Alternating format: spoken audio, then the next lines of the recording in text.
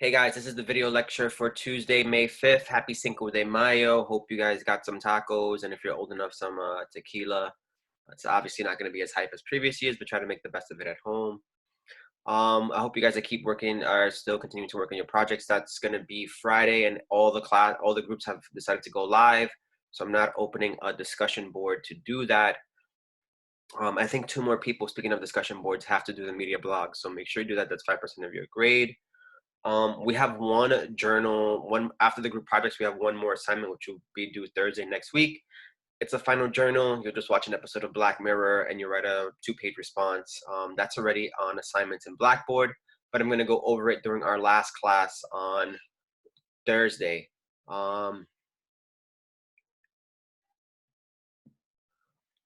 The media journals will be due next Thursday. I'll go over that during our last class on Wednesday. Thursday. And Thursday we do have a live class everybody's required to attend. We'll just wrap up the semester, talk a little bit, go over some questions from any group projects that you have. And so just want to get right into the lesson.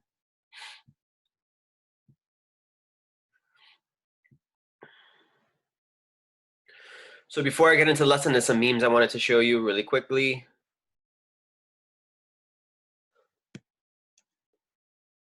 Here's a meme. Imagine if this lockdown happened 18 years ago. You've been stuck at home with Nokia, this old cell phone. You couldn't even really text. Took a long time. You only had 300 texts, but you probably wouldn't even want to send 5 because you have to long press everything 10,000 times. You have a 100 call limit, dial-up internet. And one of my first cell phones after 9/11, a lot of kids got cell phones. After that was something like this. And I thought the phone was cool because it had radio and I would listen to Hot 97 in the back of class instead of paying attention. And then with these phones, give me 1 second, guys. And so you would have unlimited calls after 9 p.m. and everybody would just pick up their phone and say, okay, I'll call you back at 9 p.m. and just talk all night. Just one of the meme ones to show you here.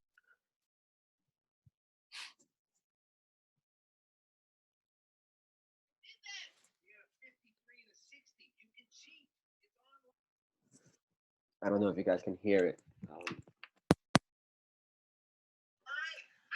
cheat. And you still got a 53 and a 60. You had 2 tests? I did that. You got a 53 and a 60. You can cheat. It's online. I did cheat.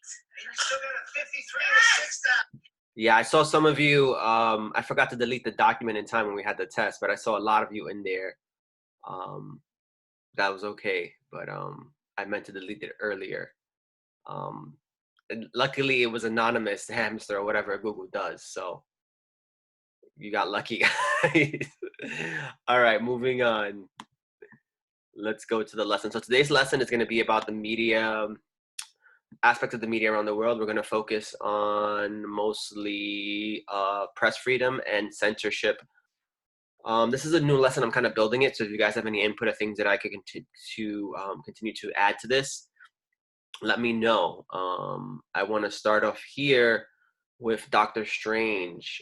So any comic book nerds here, do you guys know the history of Doctor Strange from the comic books versus Doctor Strange in the movies? I didn't know about this till I was looking up censorship and it came up. So I'm going to show you how Disney changed that for a certain country.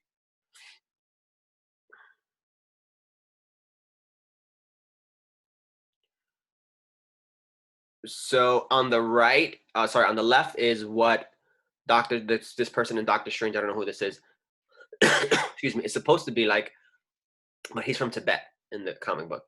And on the right is the the movie one who's Celtic. So what was one of the reasons that Marvel changed that? Well, each year China only allows 35 films, and China is a huge country. Imagine how much money they can make. So in order to appease the Chinese government has a big issue with Tibet and their sovereignty. They're a free country. There's some issue going on. They want to become free and they don't let them. So they didn't want to piss off China, and they changed his character so that the movie could be approved. And let's see. how much it made. It made a lot of money. It made Doctor Strange release made 109 million in China alone, and had a global of 677 million.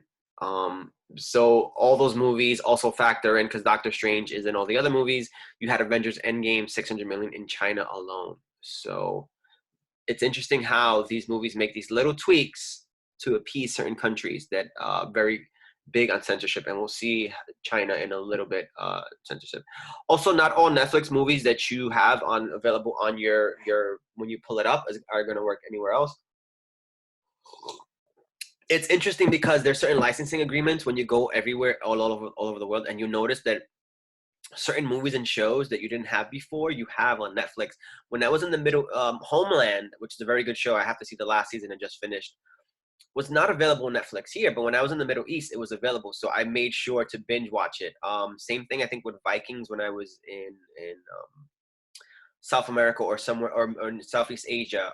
They didn't have it on Netflix, so it's interesting. But certain movies actually block. Sorry, certain countries actually block Netflix from airing their movies there. So let's see. Singapore removed The Last Hangover. Let's see. The Last Temptation of Christ was banned in Singapore. This is on Netflix. Well, Singapore banned a lot of movies. The Night of the Living Dead was banned in Germany. And that's pretty much it. Patriot Act with Hassan Minhaj was removed in Saudi Arabia. I guess he has some jokes against Saudi Arabia, and that's why they removed it. So let's talk about press freedom. So the freedom of the press we have here in the USA is a liberty that is not given to many reporters around the world. And we'll start off with audio clip about the Philippines.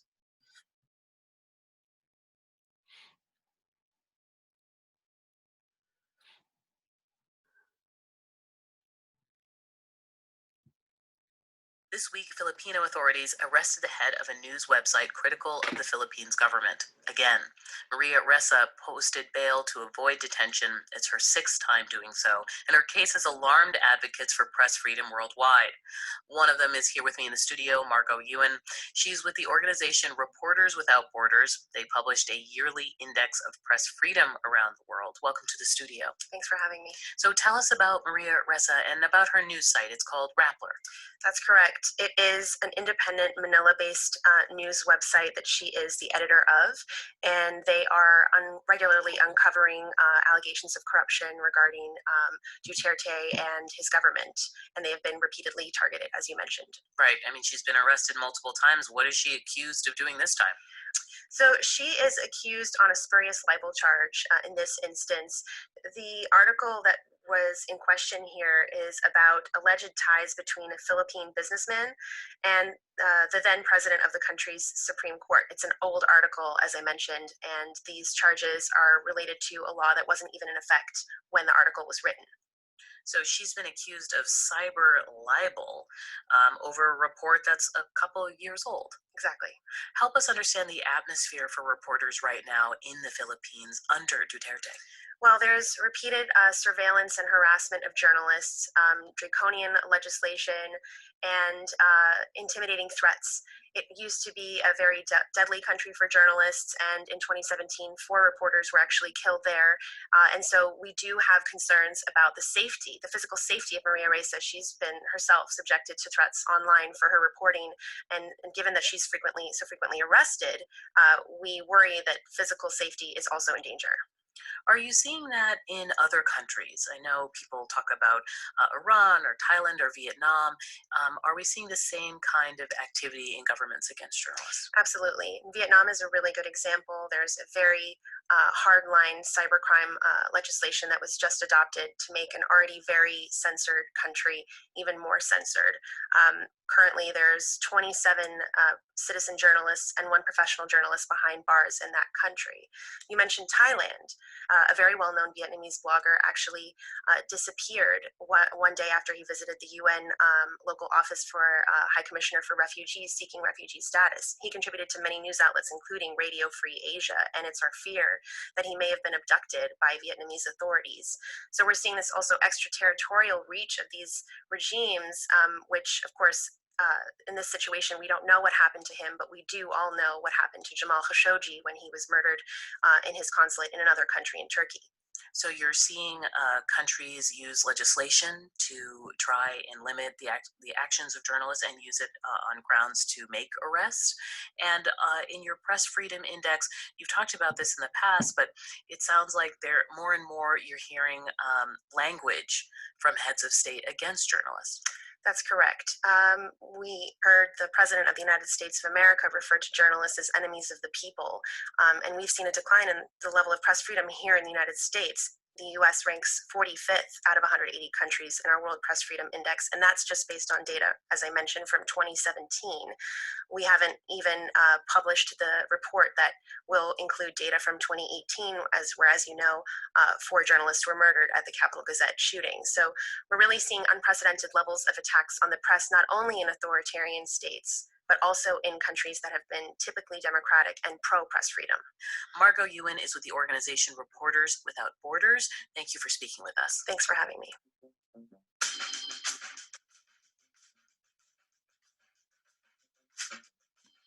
All right, moving on. Let's look at 6 facts about press freedom all over the world. This is from 2018. The numbers are from 2018. 34 journalists were murdered last year, 2018, for their work. And you might know a lot of this is happening in Mexico with the drug cartels and narcos and things like that, but it happens all over the world. The number of reporters in jail remains at a record high. In 2018, more than 250 journalists were jailed for their work. The majority of that occurred in Turkey, China, and Egypt. And we'll look at how, I forgot to put it in the lesson, but I have it on my phone. Dual American citizen was arrested for her Facebook post. Moving on, you can see how it's increased, and that's scary. You think that with the internet and all the freedoms that we have available as the internet grew, we would have more of a voice, to an outlet to say things and be critical of governments, but they're trying to stop it, and that's why the numbers have gone up. Less than a quarter of the world is regarded as a good place for the media. Journalists are facing an unprecedented level of fear and danger. Number 5, Scandinavia has the most free press. So look at the top 10 free press countries in the world. Where's the USA with the First Amendment? Even Costa Rica, even Jamaica makes it into the top 10. And some countries things are looking up. So where do you think the US ranks? We'll get to that in a bit. It's kind of shocking. So let's look at Venezuela. Venezuela is a good place to look at when we look at censorship of the media and censorship of the internet. So from Washington Post in 2018, or I think 2019, Spanish reporter, these are not even reporters from Venezuela. They're reporters from outside all over the world who are covering the protests and what's going on there. And they were arrested and brought to this notorious prison. So from this Washington Post article, Spanish reporter Gonzalo Dominguez and Colombian producer Maureen Vargas were taken to El Helicodo, a notorious jail where political prisoners are usually held. So they were trying to silence the news from coming out of the human rights abuses, the regime, the protests, everything. And El Helicodo is this crazy place. Guys can look at this your own time. Just Google the headline. But we're going to watch a few minutes of this and how crazy this prison is and what they do there.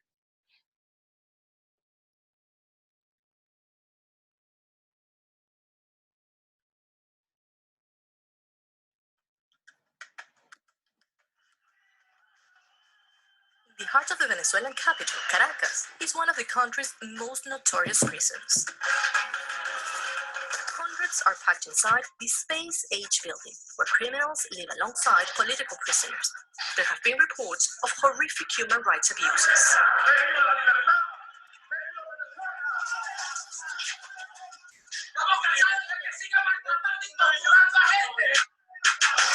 I've been speaking to former prisoners and guards to find out what's really going on inside the Helicoide and to understand what it tells us about Venezuela's catastrophic decline from Latin American powerhouse to economic disaster zone.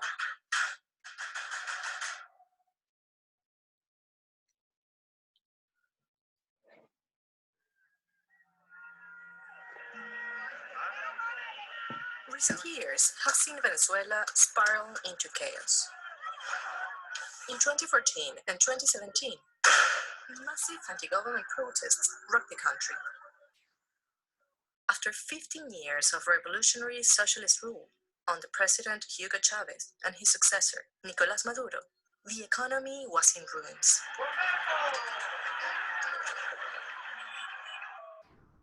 Venezuelans were facing hyperinflation, food shortages, and soaring crime. The protesters were met by riot police, and thousands were arrested. Many were brought to El Helicoide, the headquarters. I just want to stop there. So a lot of discussion with Bernie Sanders recently and socialism. My personal opinion is that socialism worked under Chavez for years. It made a lot of the poor people have homes. It made Venezuela, well, they have a huge oil reserve. One of the most profitable countries, maybe the richest country in Latin America. Unfortunately, it did not work when he died because the person who took over, Maduro, is very corrupt. The U.S. has put an order for his arrest, alleging that he's in ties with narco traffickers and things like that. And he's just holding on to power. He needs to go. People don't want him there anymore, and he does not want to let go. Of the feared Venezuelan secret police, a building whose extraordinary history mirrors that of Venezuela itself.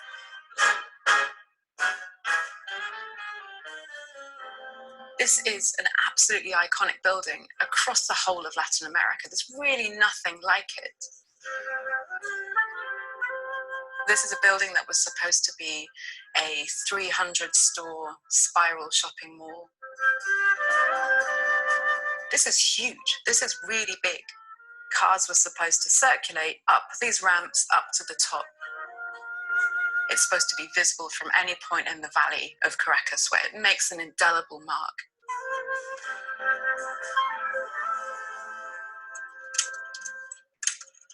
El Helicoide, named after its spiral helicoid structure, was designed in the 1950s. Can you explain what the political and social context of Venezuela was back then?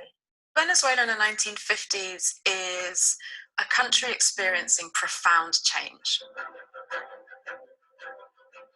Globally, we're seeing the kind of post-World War II reconstruction, and Venezuelan oil, the industry, was booming. There was a real investment in this idea of instant modernity. It is a country that from 1948 has entered a period of military dictatorship, and the mandate was, we will progress if we build. The brochures boasted that you had the equivalent of all of the other stores in most of the city in one place. So you get people dancing, people shopping. All right, so you guys can watch the video in your own time. I want to make the lesson a little shorter than 20 minutes. But moving forward, what happened was it never really materialized, and the Venezuelan government took it over and made it a notorious torture jail, prison.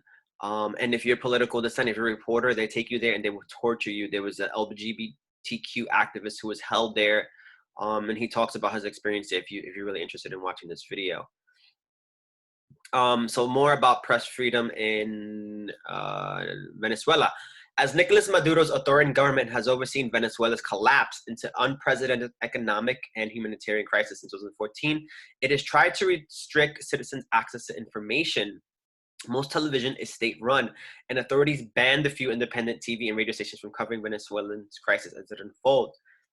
In widespread power outages, food and medicine shortages, the protests led by the opposition, unable to find paper to print on newspapers and magazines, have all but disappeared.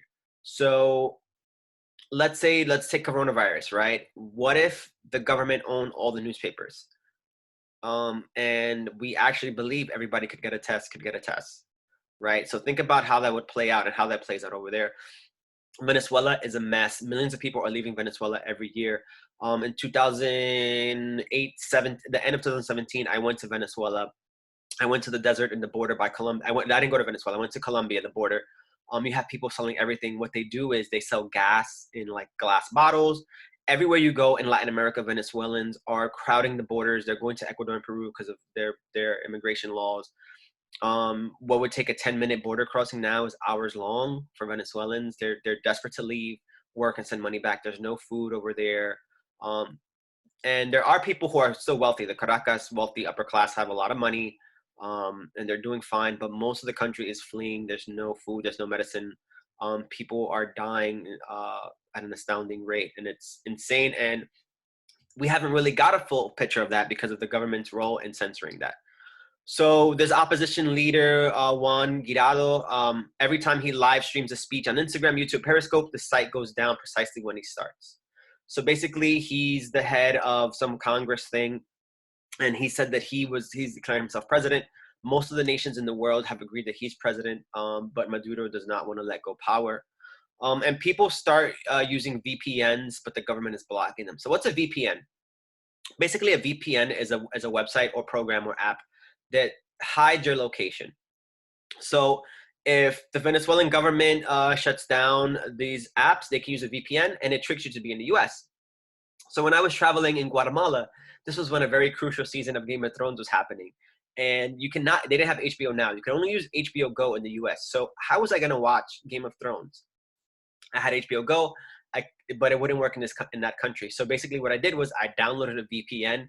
It tricked my location into being in the US, and I was able to watch Game of Thrones. And I do this all the time because it happens. Governments block, and we'll see later on a video where they throttle.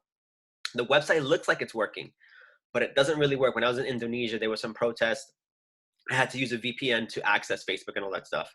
VPNs are very popular, but there's one way to stop them, which is shutting down the complete internet, which we'll see later on. So, but journalists are not the only target in Venezuela. Last April, intelligence agents arrested 3 teenagers who used Facebook to invite friends to a protest, including, according to Human Rights Watch. So what is the solution? People are using WhatsApp, SoundCloud, and even going on buses to spread the news. They have to revert to the old way. If the government is blocking the news, they're using short SoundCloud clips that can be taken down and reposted immediately. They're sending messages via WhatsApp, and they're trying to be creative to spread news. This is what it looks like. They're spreading news on the bus. And that's even dangerous. What if the pro-government forces come in and arrest them? So fake news has been spread. So in order to combat that information, the Venezuelan government is also spreading fake news. It's not only here in the US, it's all over the world. And fake news has spread by not only the regime, but by Russia, who is also accused of spreading fake news throughout South America. So why? Why is Russia getting involved in South America? Why is Russia getting involved in the US? What's this business with Russia all over the world? So remember when we had class, I think that was one of our last classes, when I showed you the image of the Indian-looking Ecuador lady with the gas mask as she was protesting. So what happened was a lot of people in Venezuela, a lot of governments are supporting the opposition leader, Juan Guaidó, and they're not supporting Maduro. But guess what? Russia supports Maduro because there's a lot of oil, there's a lot of money, there's a lot of connections and stuff. So Russia, it was actually found by a report that Russian trolls on Twitter incited and increased the protests all throughout Latin America, in all countries that supported, that were against the government in Venezuela. So they wanted to cause chaos in those countries so they could focus less on what's going on in Venezuela. And I think that's absolutely nuts that they could do something like that. And it's not to say that they were the causes of the protests or riots throughout Latin America. There's a lot of factors going on. I mean, what happened in Ecuador, they raised the gas price by $1 to pay back the World Bank, a subsidy for the World Bank, and people couldn't afford it. But Russia went in, Russian trolls went in. The government disavows any knowledge of this. They say they are not involved.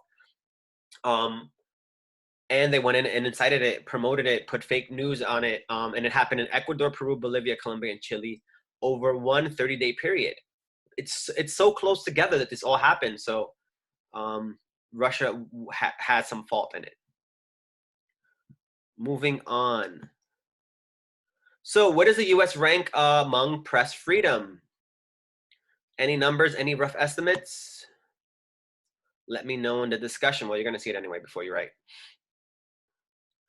So sadly, the United States ranks the 45th country in the world for press freedom. And a lot of it has to do with Donald Trump's presidency. He's cutting down on press freedom. And it's actually up from 2019, where it was number 48. And let's see some of the reasons why. We're going to go into one of those things later. One of the reasons why the last daily televised White House press briefing before the coronavirus, led by a press secretary, took place in March 2019. So he was not having those press briefings and getting information out about the White House. Since then, the federal government has made multiple attempts to deny specific journalists and news outlets access to other opportunities for press engagement. So they wouldn't let CNN go. They would let other reporters they didn't like. They would try to bar them from the meetings and things like that. But one of the things that was mentioned here, I wanted to show you a video. I sent it to you guys earlier this semester. We're going to watch that. In news for months, U.S. journalists and attorneys felt they were being sometimes targeted by their own government. And now leaked documents from a government source show their fears were warranted. So these documents show federal agencies have been collecting and compiling detailed information on American citizens. NBC7 investigative reporter Mari Payton is here with more on this exclusive investigation. Mari? Mark, Catherine, screenshots of the internal database were provided to NBC7 by a Homeland Security source. Individuals on the list include journalists, an attorney, and dozens of others labeled by the U.S. government as an organizer or instigator. They all have a connection to the migrant caravan at the San Diego-Mexico border. Customs and Border Protection did not deny the database exists and defended its use. In December 2018, a migrant caravan from Honduras was heading toward the Tijuana-San Diego border. While those migrants made their way toward the San Ysidro port of entry, so did immigration advocates, attorneys, and journalists, including freelance photojournalist Ariana Dressler. I shoot wide a lot, but I do shoot a lot of portraits. Dressler estimated she had crossed the border from San Ysidro dozens of times for work. I was very transparent about what I was doing. If I was asked by an agent what was I doing, I would tell them I was photographing at the shelters. But in the month that followed her coverage of the caravan, Dressler said she and other journalists became targets of intense inspections. Some of them told NBC7 Investigates they suspected the U.S. government was monitoring them closely. These documents given to NBC7 show their concerns are warranted. NBC7 Investigates discovered Dressler listed in a secret database. The source tells us it is only accessible by agents from Customs and Border Protection, Immigration and Customs Enforcement, the U.S. Border Patrol, and the FBI. I don't understand why. The title page labels the individuals listed as, quote, suspected organizers, coordinators, instigators, and media tied to the migrant caravan. Those individuals include 10 journalists, a U.S. attorney, and 47 people from the U.S. and other countries. The documents show their photo, often from their passport, but in some cases from their social media accounts. The profile also includes information like date of birth and their role in connection to the caravan. Our source says each person's file also included a dossier with even more details. NBC7 Investigates was only able to view one such dossier that included a description of the person's car, mother's name, work, and travel history. The documents also show officials place alerts on most of the individuals' passports. Some have an X over their photo, indicating whether they were arrested, interviewed, or had their visa or Sentry Pass revoked. Those alerts kept at least 3 photojournalists and an attorney from entering Mexico to work. A Customs and Border Protection spokesperson did not answer NBC7's questions about the database, but by email, the spokesperson said in part, quote, criminal events such as the breach of the border wall in San Diego are routinely monitored and investigated by authorities. It is protocol following these incidents to collect evidence that might be needed for future legal actions. Dressler says she has nothing to hide, no agenda, other than to cover social and political issues happening around the world. I personally too, because I don't understand what people are hoping to find.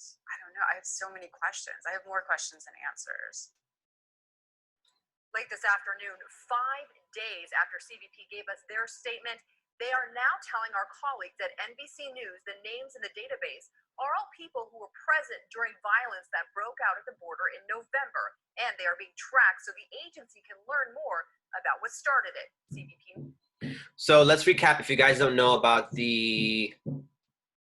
what went on in with the caravan here in 2018.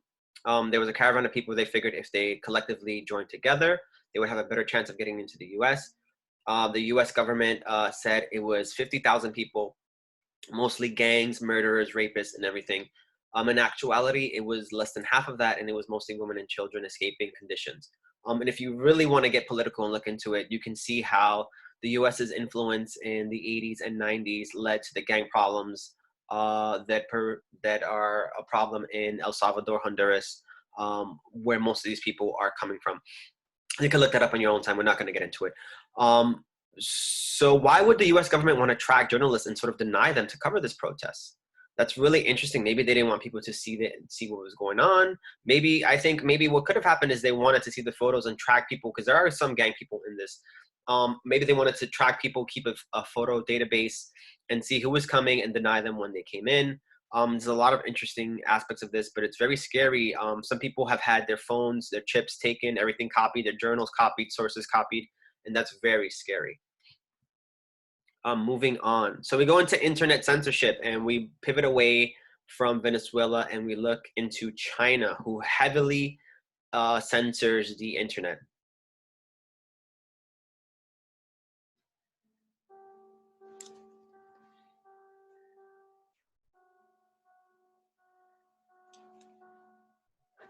There is a lot of debate in the West about the free flow of information on the internet.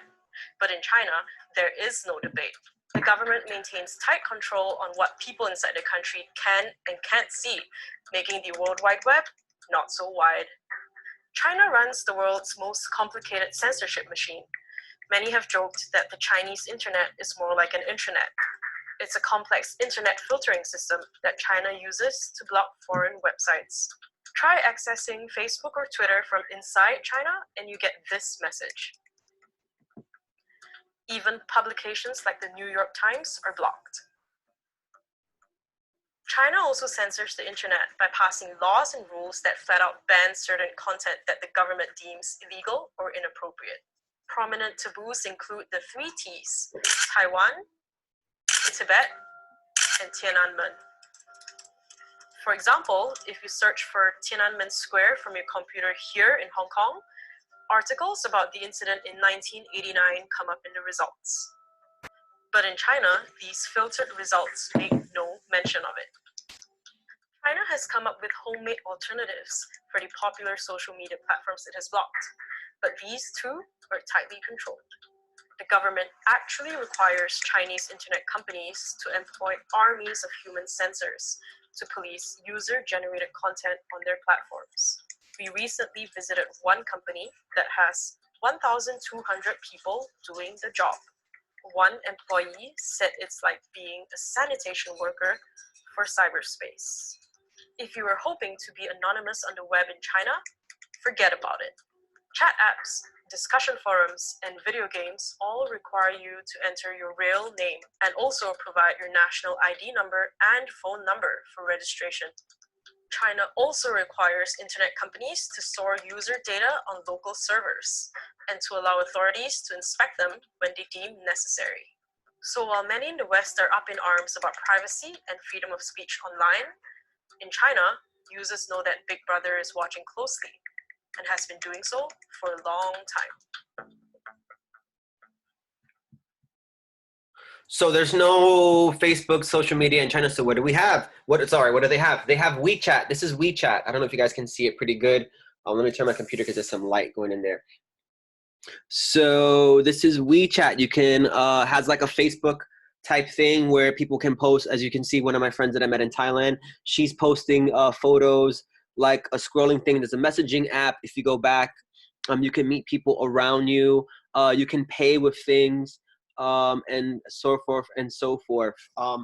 But the Chinese government spies on this and you can get in trouble. If you just do a search for censorship WeChat, you'll see a bunch of articles where people have said politically sensitive comments in WeChat and gotten in trouble. Another thing that they do is what another thing you can do, because I have friends like that girl that's posting on WeChat. She's from Shanghai. She posts on Instagram very rarely, but people use VPNs, and if you they block them every once in a while. So if we put VPN China, sorry, you can see the top thing is VPNs for China that still work. Best VPNs May 2020. They always creating new ones, and they can't stop it unless they shut down the internet, which again we'll see in a little bit. And let's look at this map of countries around the world that censor the internet. So all the countries in the purplish red color, they censor the internet. And you can see a lot of Middle East countries here. Russia, China, Myanmar, Thailand. They do, I need to look more into it, but they do a little bit. Pakistan. Oh, that's Russia. Cuba is big. So a lot of countries, the internet is not free. Don't take it for granted. And if you go to one of these countries, you'll have strict censors on it. I've been to Hong Kong, but everything was fine. It wasn't like mainland China. So it'd be interesting to see what happens when I do go and what happens with my phone. So other countries with heavy censorship of the internet, we have Iran. Chatting apps operate with control of authorities. Saudi Arabia, anti-religious speech ban. Vietnam, they block anti-government views. Cuba, bloggers are jailed for covering anti-government protests. And a lot of travelers told me that there's not really internet in Cuba. I think they just got it, but you have to pay, like at a public beach or park, like $20 or $10 for an hour or something. I think that's one of the appealing parts of going to Cuba, is just being disconnected and enjoying the old style. But again, traveling without a phone is kind of iffy because there's a lot of information you need on your phone.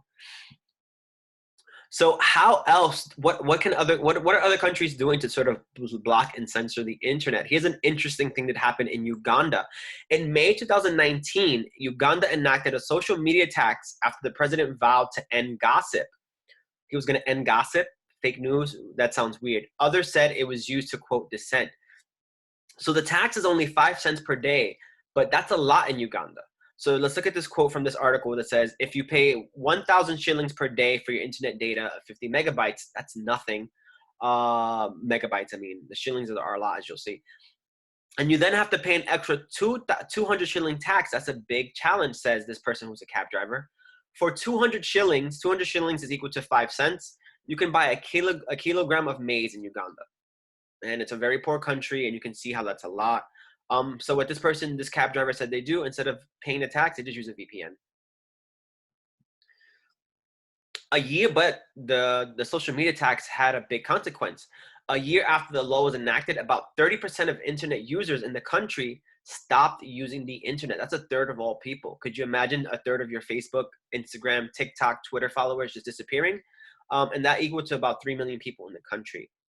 Many people got around the tax by using a VPN. I think it was a failure. And the government was expecting to bring in a lot of revenue for this. The government only brought in about 17% of the revenue it estimated from the tax. So let me ask you guys a question. Would you pay a social media tax?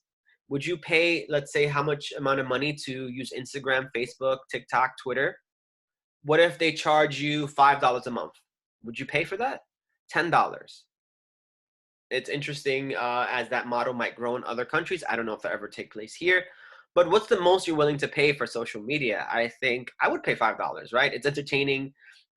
Think about if I had to pay for a subscription, Netflix. I'm paying $10 for Netflix, but I'm probably more on social media than anything else, scrolling through Instagram. So I'll probably pay $5. If it got to $10, $20, no way I would use VPNs. And people use VPNs even if it was $5. So moving on. When all of these things don't work, well, there's another thing called throttling, but we'll see that in the next video. There's a complete shutdown. So last year, let's read this quote from another Washington Post article. Last year, internet service was shut off for roughly 7 months in India's Kashmir Valley, affecting 7 million people. The government of the world's largest democracy, India's democracy, justified the blackout by saying it was necessary to avoid protests and the loss of life. In Bangladesh, a government-directed shutoff disrupted humanitarian and emergency services in refugee camps for more than 6 weeks in 2019.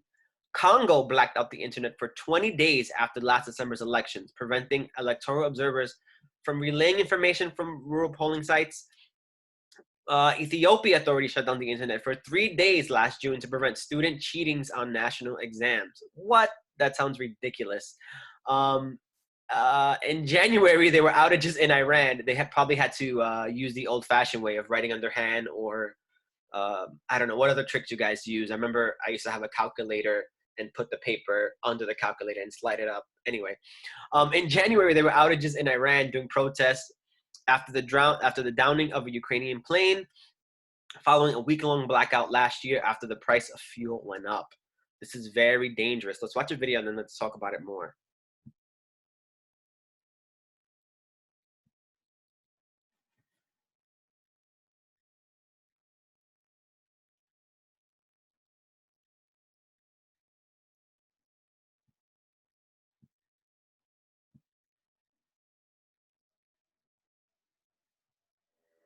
More governments are kicking people off the internet than ever before. It usually happens during politically sensitive times, like elections, protests, and conflicts. Last year, governments shut down the internet more frequently than in previous years, according to a digital rights group that started tracking the practice in 2011. For instance, in India, it happened in parts of the country more than 100 times. Authorities say shutdowns help stop unrest and the spread of fake news, and even prevent cheating on school exams. Advocates for an open internet say shutdowns can cripple economies and disrupt daily life, all while curtailing civil rights. So here's how governments can kick you off the internet. Usually when you type in a URL or hit an app icon, the domain name system looks up that address and resolves it to a string of pre-assigned numbers. In under a second, you can usually connect to the server and access the site.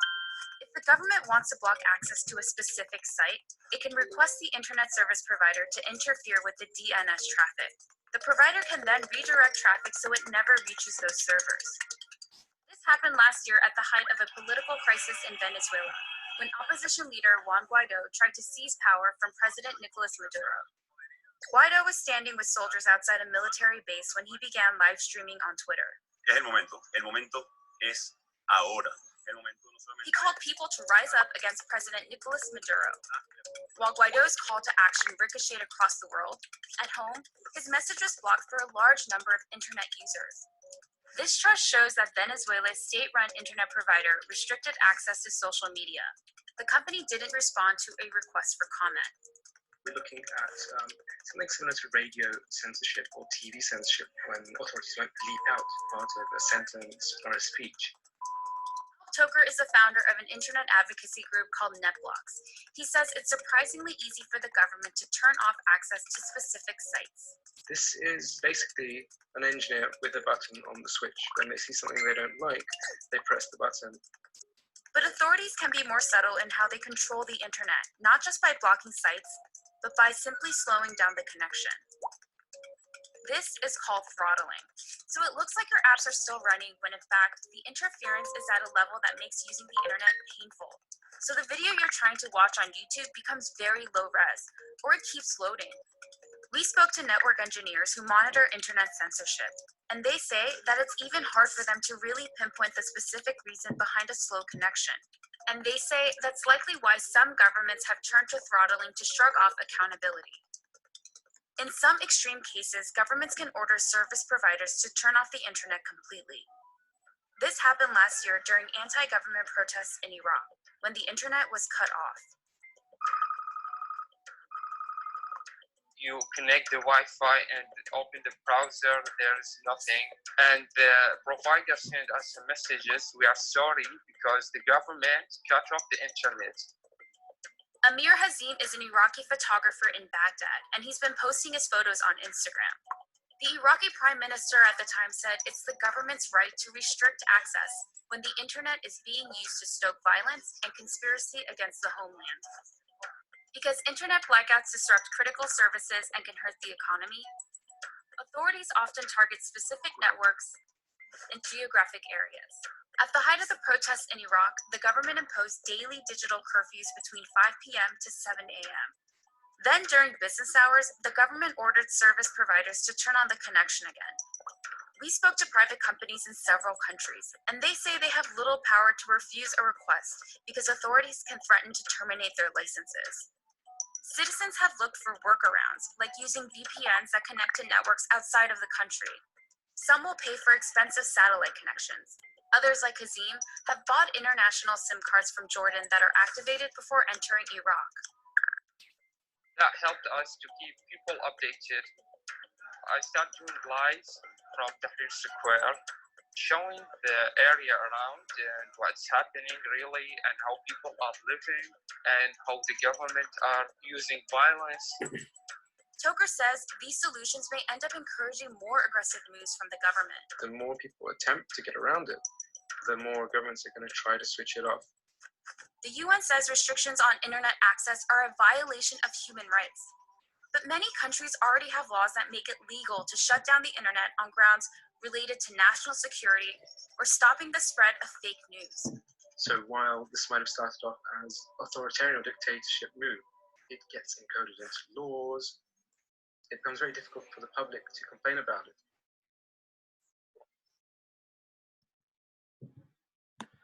All right, so how would a complete internet shutdown affect you? That would be nuts. So I have no cable. I have no house phone. And even if you have house phone, so a lot of the times if you have a house phone in your house and it's through like the triple play package or you get it from cable and internet service, that's routed through VPN, so that would shut down as well. I'm not sure if the internet blackdown would affect my calling on the phone, but if something happened, how would I reach 911? Maybe only the emergency calls would work. How would I even contact my family? If there's a huge, let's say, economic collapse here, and they shut down the internet because of riots and things, I wouldn't know what's going on. No way to figure out what's going on because I don't even subscribe to a paper. And if we couldn't leave the house, how would I get that newspaper? Think about how damaging and how scary that is to not have the internet. And I hope that you realize the whole theme of the class this semester was knowledge is power, and how far governments are doing to curtail that power, all the way from stopping books to now they're shutting down the internet and blocking the internet. And that's super scary. I want you guys to let me know what you think in the discussion. And also, could that happen here? We have the freedom of the press. We're one of the most liberal countries in the world. So could that happen here? And shockingly, yes, that could happen here. So let's go to this Washington Post article. I think it was from earlier this year or last year. So it's from this year. I guess they were worried about all the coronavirus stuff and they looked at it. So how could it happen here? Let's read this part from the article. To understand how, start with the Communications Act of 1934, which, though has been amended and updated several times, is essentially an 86-year-old law that is still the framework for U.S. communication policy. Section 706 of this law allows the president to shut down or take control of any facility or station for wire communication if the president proclaims there exists a state or threat of war involving the United States. With respect to wireless communication, suspending service is permitted not only in a war or threat of war, but merely if there is a president proclamation of the state of public peril or simply a disaster or other national emergency. So they can shut down wireless communications with a national emergency. There is no requirement in the law for president to provide any notice to Congress, which is really scary. Okay, let's go on. There's something else about this.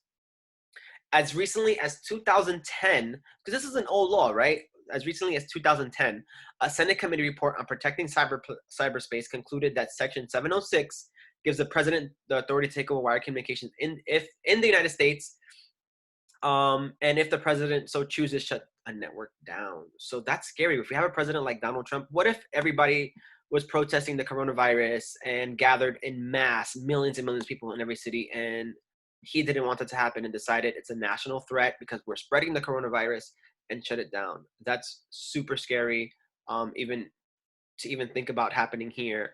Would we have VPNs? Could we afford VPNs? I think if that were actually to happen, what would happen was a lot of people they'll drive to Canada, they'll get some of those SIM cards, those chips, and they'll come back and sell them for lots of money, and they'll have the information going. We would get around it. It would be hard. It would be crazy, but people would start using walkie-talkies and things like that, those chips from other countries. Let me know what you guys think in the comments. I just wanted to show you one article about Oh, nope, that's not it. Sorry. So this Egyptian, she has dual citizenship. She's a teacher here. I forgot where she's from. She's a Pennsylvania teacher. She went to Egypt last year with her son, and she was arrested because she had criticized the government on Facebook. And she was recently released because they were lobbying, and the senators and Donald Trump were were advocating for her to be released. So it took her almost a year. She was jailed for 300 days. In an Egyptian jail, you do not want to be in jail in the US, in another country. Maybe, you know, those Scandinavian jails, those Swedish jails that look like pretty cool. But in these parts of the world, you do not want to be in jail. You have to be careful. You can get in trouble for what you write on social media. A popular example of this, let me go back to the lesson so you can see me clearly. A popular example of this is people that go to Israel. I recently went to Israel, and the Israeli government is very anti-Palestine. So I read online on a blog that what happens is if you fly out, they'll check your phone. A common itinerary for people who go to Israel is to go to Bethlehem, because Bethlehem is the birthplace of Jesus, and it's really close to Jerusalem. It's probably like a 30-minute bus ride. But there's the wall. There's the wall that Israel created to monitor the Palestinians from coming in. And people, if you go through it, it's insane. It's worse than the airport. I went through it to see how it was. There's like points where they stop you, 2 metal detectors, and they can.